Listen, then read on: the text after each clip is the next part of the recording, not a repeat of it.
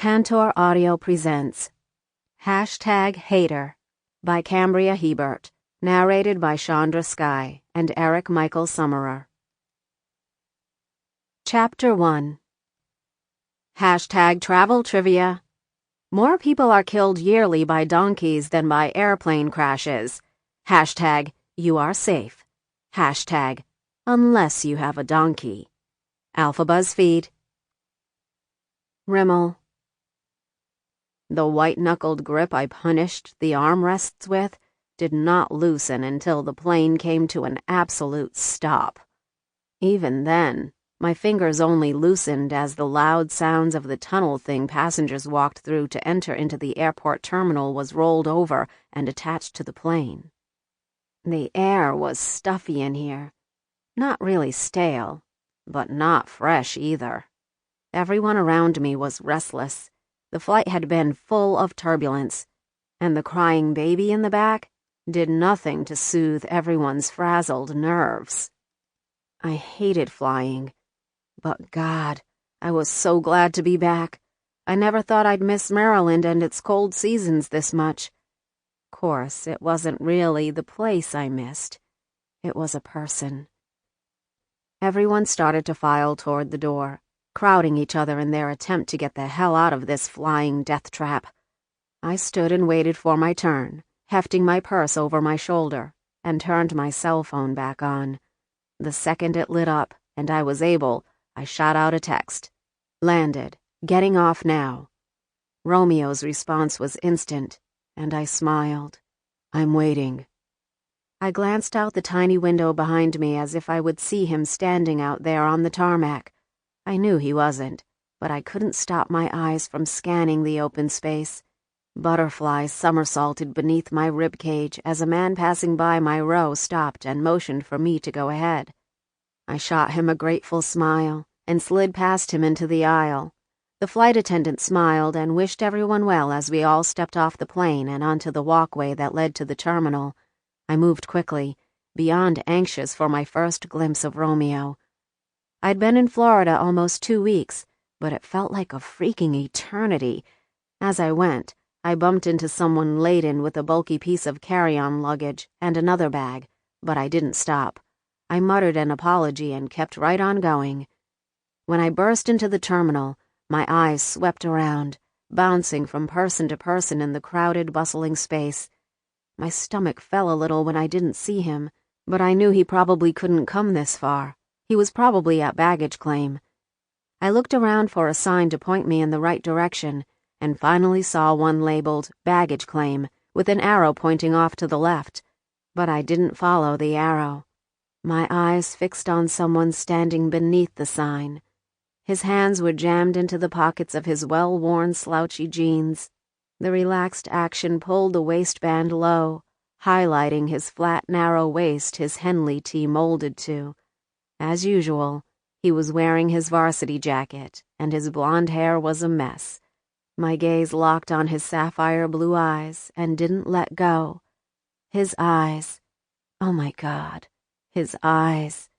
The blue was so intense it served as an emergency brake on everything in my life. The second I looked at him, everything else came to a screeching halt. I no longer noticed the huge crowd rushing around.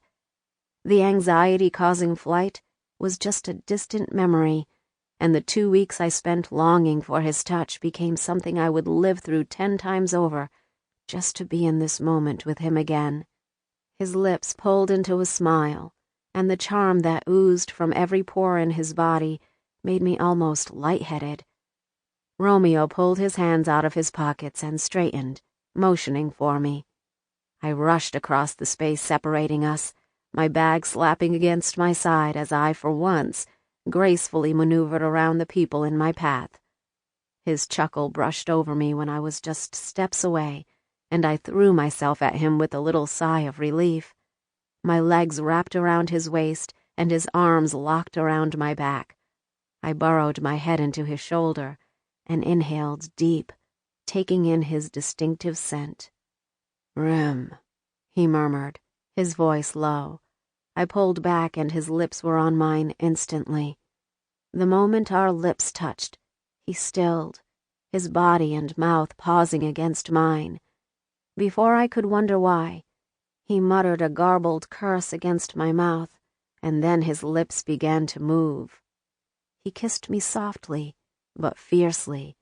There was so much possession in the way he kissed me, in the way his arms locked around me, that my heart stuttered.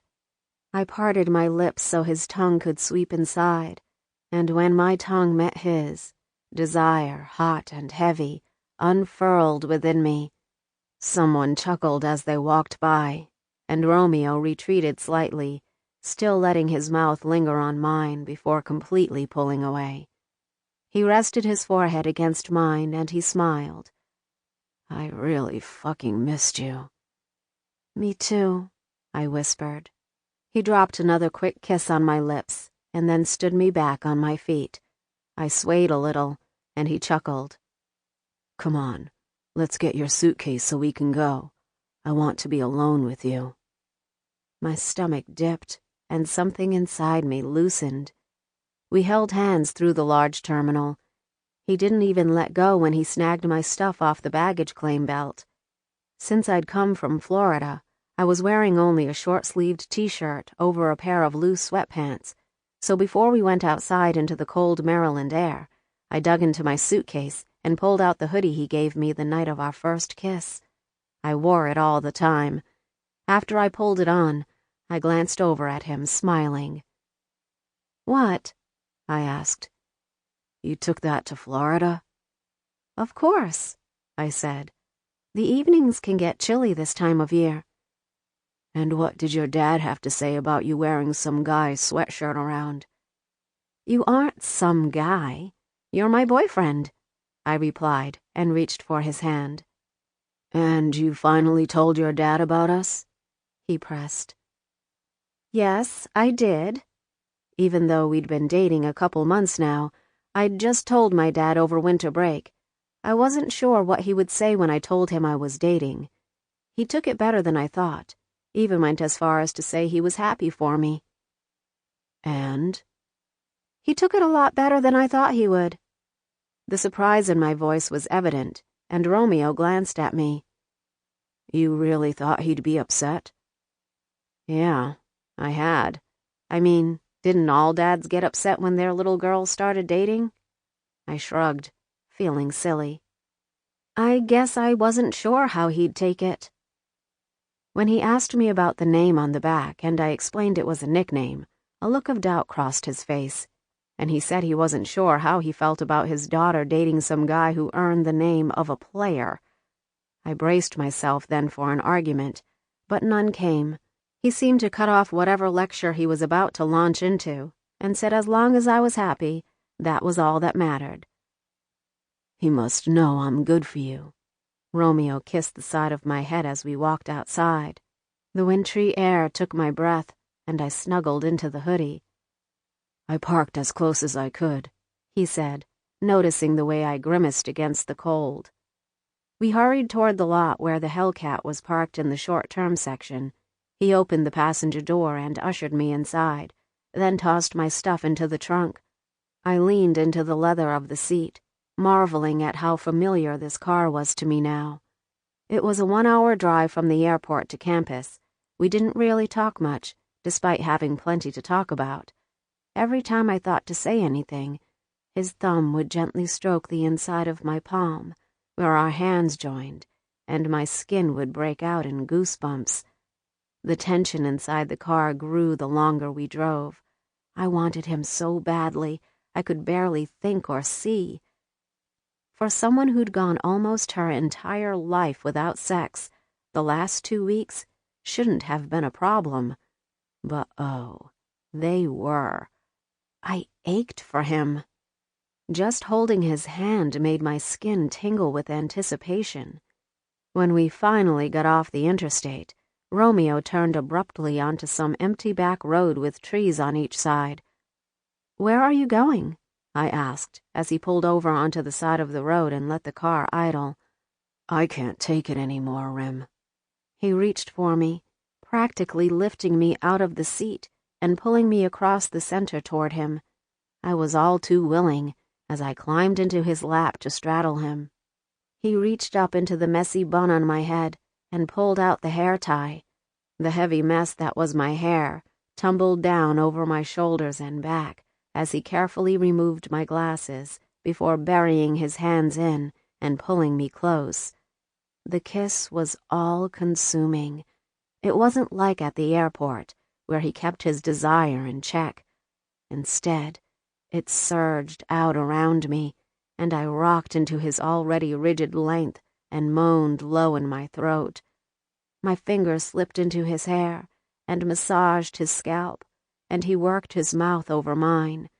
I began to move atop him. I rocked back and forth, rotating my hips and pressing myself into the hardness beneath his jeans. He murmured my name, and his hands left my hair to grip my hips, urging me to move even faster. So desperate for release, I sucked his bottom lip into my mouth and pulled at it with my tongue and teeth. A sound, more like a plea, burst from my throat, and he swallowed it. I felt his smile against me, and a strangled chuckle floated up.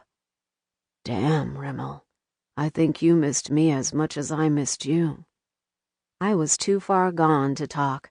In response, I rocked against him again and shuddered at the urgency flooding my system. A frustrated sound bubbled up in my chest, and my hand slid down to either side of his neck. "I know what you want, baby," he whispered, as his hand slid into the waistband of my sweats. My body stilled even as I yearned for him. His fingers delved into my pants, past the waistband of my panties, and brushed against the smooth center just above my slit. "Romeo," I groaned and sagged forward, my forehead on his shoulder. His free hand came up to grip the back of my neck as his fingers found the moist heat of my center and slid farther down. I shuddered, and he groaned. "You're already ready for me." I couldn't say anything. All I could do was gasp as his finger flicked over my swollen clit and teased me with more. I reached for the waistband of his jeans, not caring at all that we weren't really in private. This car was private enough. I needed him so badly that I wasn't going to stop. "Oh, no, you don't," he said, his voice strained. His words were a stark contrast to the way his hips tilted up, inviting my fingers. "There isn't enough space in here for me to have you the way I want." A broken sound escaped me, and he chuckled. "But I'm gonna take care of you, right here, right now." I shivered at his lusty promise as the pressure of his fingers increased and he pressed down on my sensitive button. The friction he created in my center with just his hand had my fingers curling into the front of his shirt, and I rocked into his touch. My entire world blew apart as the orgasm quaked through my body. I shuddered and shook, coming apart in his lap as he continued to stroke me, using my own juices to further my pleasure. Even after his fingers slowed, I rocked against him. The after effects of the orgasm were almost as good as the real thing. Long moments passed, and he removed his hand from my center and cupped my face. My eyes felt heavy. My brain was foggy as he kissed me softly before putting me back into the seat and pulling the seatbelt across my chest. "What about you?" I murmured when the car started moving again. "Don't you worry about me, baby. When we get to my place, I'll get mine." Even though he'd just released some of the tension in my body, I already needed more. "I hope you're ready." He glanced at me with a wicked grin. My pulse jumped. Oh, I was ready. Chapter 2. #Championships are coming. While you were off eating turkey and pie, the Wolves were kicking ass on the field. #24 will take us all the way. Alpha BuzzFeed. Romeo. Rimmel burrowed beneath the comforter on my bed and pressed her naked body farther against mine. Even though we'd already had sex 3 times since we got here, my body responded to her touch. Just the feel of her silky bare skin rubbing against me was enough to make me want her all over again. She groaned and tucked her fingers between my side and the mattress. "I don't think I'm ever going to get used to the cold air here." I chuckled and kissed her forehead. "Just wait till it snows." "Ugh," she moaned. "I'll turn the heat up," I said, and started to move from beneath her. She clutched me closer and made a sound of determination. I laughed. It thrilled the shit out of me that she liked having me so close. "I thought you were cold," I said affectionately. "But you're warm." "I'll come right back." "Kiss me," she demanded. She was definitely a shy person, but the more time we spent together, the less shy she was with me when we were alone. I loved it. It was like getting a glimpse of the person no one else saw. I rolled and pinned her beneath me, wrapping my arms under her back and pressing her naked torso against mine. Her mouth was willing and eager as her tongue stroked expertly against mine. It was a lazy kiss, and it wasn't short. I could explore the depths of her mouth for hours on end and still find new ways to make her groan. When the urge to plunge into her center became almost too much, I eased back. Her eyes were unfocused, and her lips were swollen as she smiled up at me. I wanted her so fucking bad, just as badly as I had when I saw her searching through the airport crowd with anticipation in her eyes. Going through all the extra security just to be at the gate when she came through had been well worth the hassle. The way her face lit up when she saw me caused my chest to tighten. I was used to attention from the opposite sex. Getting a girl to like me was never really a challenge. But Rimmel was different. She didn't bestow that look on just anyone. In fact, I'd never seen her look at anything or anyone the way she did me.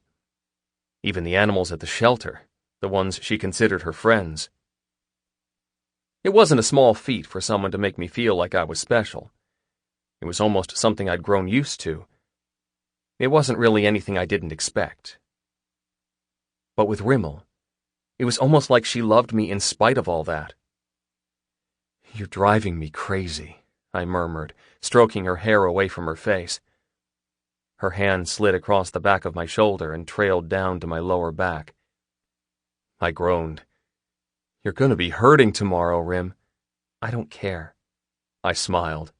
"I know, but I do." She made a face at me and I kissed her nose. Pulling back wasn't something I wanted to do, but her body needed a break, at least for an hour. "I got you a present." Her eyes widened. "You did? Did you really think I wouldn't get you a Christmas present?" She shrugged beneath me. "I didn't expect you to. Besides, we spent Christmas apart." "What kind of boyfriend doesn't get a present for his girl?" I asked, and slipped out of bed. She pulled the covers up over her, guarding against the air. I picked up my long-sleeved Henley from where I threw it on the floor and tossed it to her. I went and turned up the heat and hit the switch for the gas fireplace on the wall opposite the bed. Flames roared to life and filled the dim room with dancing orange. "This sure beats my dorm room," she half sighed. I laughed and turned. The breath I was taking in froze halfway to my lungs. She was sitting in the center of my bed, the blankets rumpled and piled around her.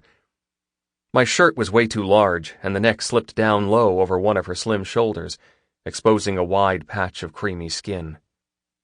Her cheeks were pink, and her lips were swollen.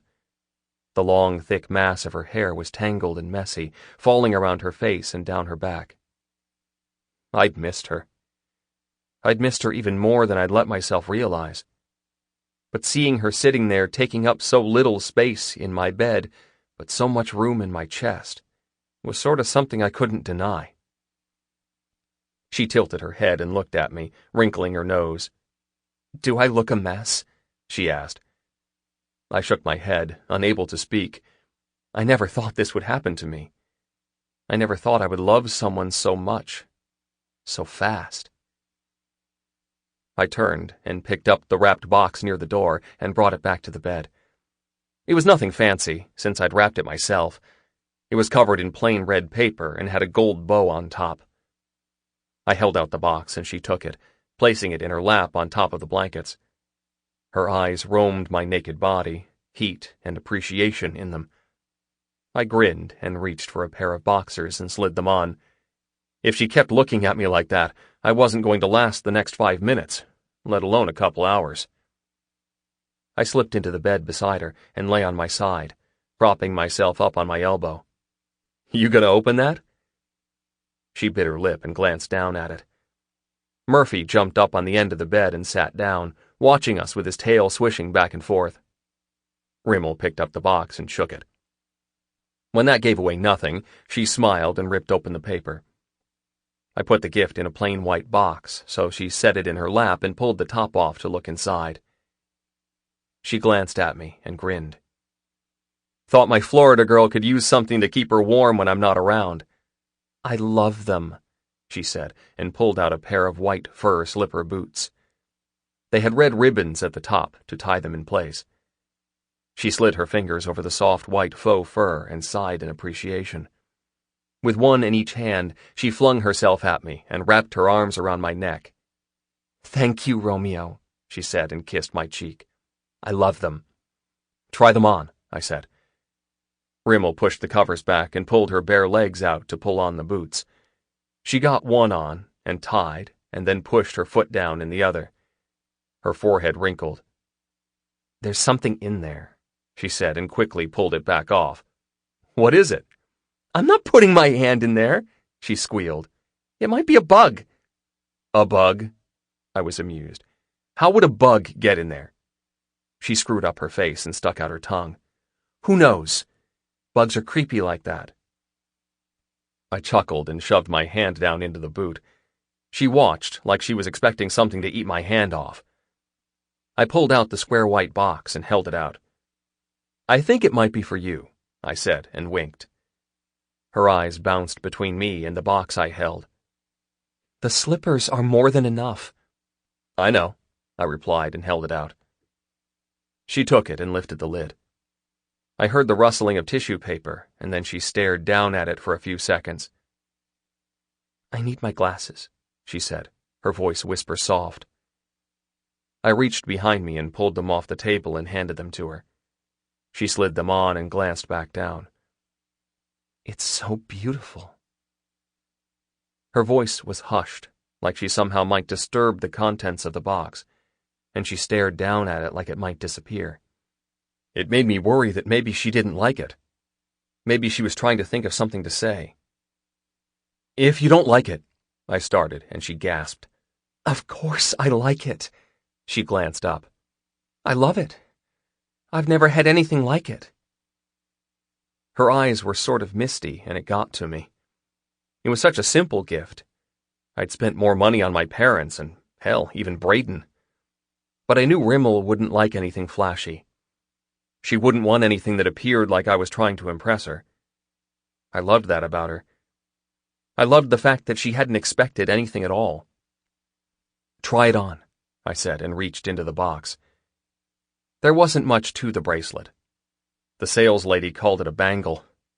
It was basically like a thick gold wire that would wrap around her wrist. In the center was a golden heart with 2 small loops on each side where the bracelet hooked together. I unclasped it, and Rimmel slid her hand through.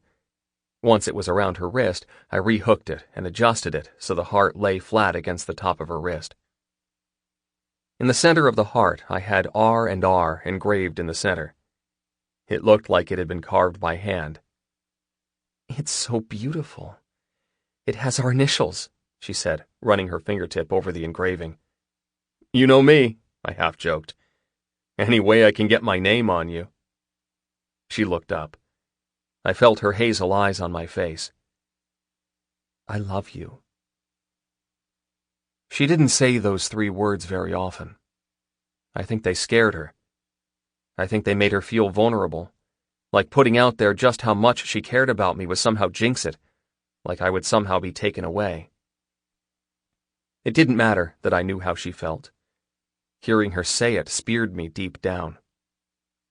I grabbed her face and pulled it to mine. I love you too, baby. I kissed her slow and deep, penetrating her mouth the way her words penetrated my soul. When she pulled back, she glanced down at the gold encircling her wrist and smiled. I got gold because it matches your mom's necklace. It's perfect. Before I could pull her back, she bounded out of the bed and into the other room. Hey! I called after her. She laughed, and I heard a zipper being pulled. A second later, she reappeared, my shirt almost hanging to her knees, one furry boot on and the other missing. I laughed and held out the other slipper. She came over and slid her foot in. When I was done tying the ribbon at the top, she pushed a small box under my nose. I got you something too. I snatched her around the waist and tossed her down on the bed, coming over her. She laughed. Open it! Still straddling her hips, I sat up and took the gift from her hand. It was a small rectangular box with a dark green ribbon tied around the center. I undid the bow and lifted the lid. Inside was a dog tag necklace on a silver chain. The dog tag itself wasn't silver, but a deep navy color. I lifted it out of the box and held the tag in my palm. The front side had my name and jersey number on it. Romeo, number 24. Turn it over, she said, so I did. The back was also engraved.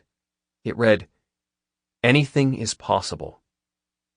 And beneath the words was a 4-leaf clover. Do you know how hard it is to shop for guys? She said, partly amused.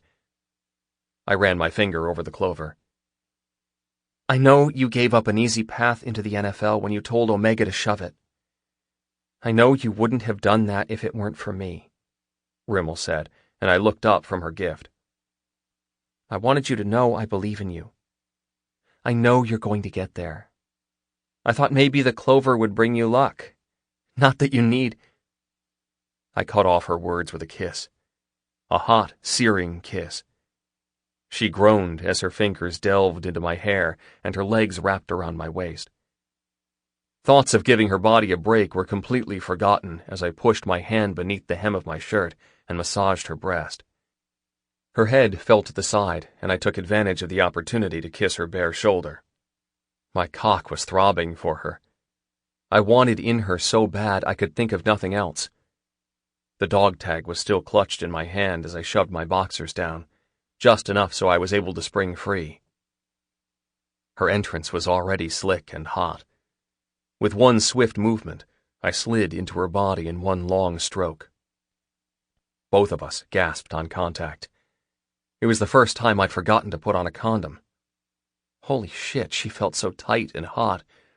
Everything was magnified, the way her walls squeezed around my bare skin, the way her juices coated my throbbing manhood. Jesus, I groaned, fighting the urge to pound in her over and over again. Romeo, she whispered, her nails digging into my back. I know, baby, I forgot. I'm sorry. I'll fix it. I started to pull out, and she moaned, her fingers tightening against me. I swallowed thickly. This was the first time I'd been in a woman unwrapped.